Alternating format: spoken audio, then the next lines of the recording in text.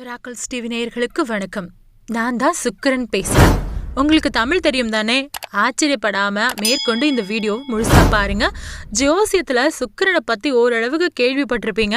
உங்களுக்கு தெரியாத விஷயங்களும் இந்த வீடியோ மூலமா சொல்ல போறேன். சுக்கிரனான எனக்கு என்னெல்லாம் பிடிக்கும் பிடிக்காது அப்படின்னு நீங்க தெரிஞ்சுக்க போறீங்க. நான் இருக்கிற இடத்துல சகல விதமான ஐஸ்வர்யங்களும் இருக்கும். நான் ஒரு குடும்பத்துல, அதாவது ஒரு குடும்பம் வாழ்ற வீட்டுல இருக்கணும் அப்படின்னா முதல்ல அந்த வீட்டுல இருக்கக்கூடிய பெண்கள் யாரும் கண்ணை கசக்க கூடாது. பெண் குழந்தைங்க இருக்கிற வீட்டில் மகாலட்சுமியா நானே இருப்பேன். நான் ஆண்களுக்கும் யோகத்தை கொடுப்பேன். ஆனால் பெண்கள் மூலமாக தான் அந்த யோகத்தையும் கொடுப்பேன். அவங்க சகோதரியாவோ மனைவியாவோ சொந்தக்கார பொண்ணாவோ தெரிஞ்ச பொண்ணாவோ கூட இருக்கலாம். அதெல்லாம் ஒரு விஷயமே இல்லை. அவங்க கண்ணீரோடு இருக்கிற இடத்துல நான் இருக்க மாட்டேன். நான் இல்லைன்னா ஐஸ்வர்யம் லக்ஷ்மி கடாட்சம் எல்லாமே கிடைக்காது. அந்த பெண்கள் மூலமாக ஆண்களுக்கும் நல்லது செய்வேன்.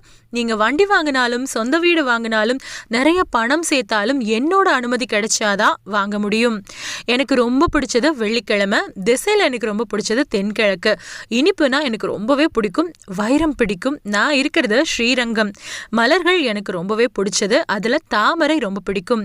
அதுலேயும் வெள்ளை தாமரைனா ரொம்பவே பிடிக்கும். நிறத்தில் வெள்ளை நிறம்னா ரொம்ப பிடிக்கும்.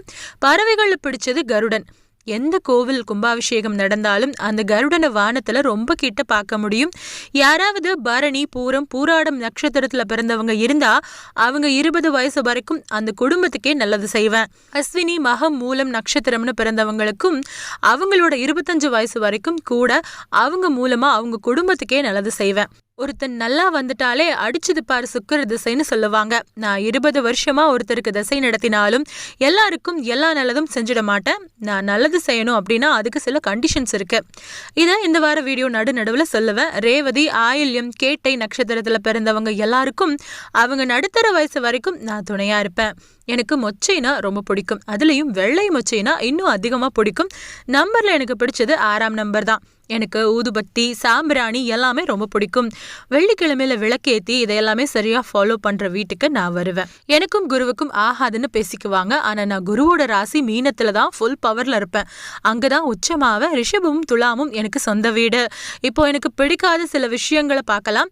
எனக்கு சூரியன் பிடிக்காது. சூரியனுக்கு என்ன பிடிக்காது. அதனால யாராவது சூரியனோட நட்சத்திரத்தில், அதாவது கார்த்திகை உத்திரம் உத்திராடம்னு பிறந்தவங்க இருந்தா அவங்களுக்கு நான் தசை நடத்தவே மாட்டேன். ஆனா பாருங்க, சூரியனுக்கு யாரெல்லாம் பகையோ அவங்க எல்லாம் எனக்கு ஃப்ரெண்ட்ஸ். எனக்கு எப்பவுமே ஜாலியா வாழ நினைக்கிறவங்கள ரொம்பவே பிடிக்கும். அவங்களுக்கு நான் எப்பவுமே சப்போர்ட் பண்ணுவேன். அதனால படிக்கிற வயசுல நான் துணையா இருக்கிறது மற்றவங்களுக்கு பிடிக்காது. அந்த வயசுல தான் தசை நடத்தினா அவங்க படிப்பும் ஒழுக்கமும் கெட்டு போயிடுமா. எனக்கு இன்னொரு கெட்ட பேரும் இருக்குது.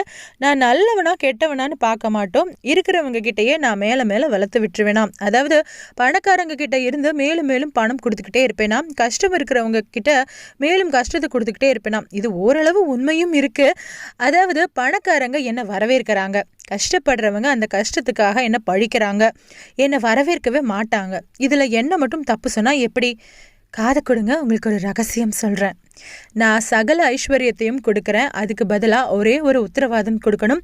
எந்த வயசில் இருக்கிற பொண்ணும் வீட்டில் மனசு புழுங்கி வருத்தப்படக்கூடாது. குடும்பத்தோட சப்த கன்னிகள் இருக்கக்கூடிய கோவிலில் உங்கள் சக்திக்கு தகுந்த மாதிரி வழிபாடு செய்யுங்க.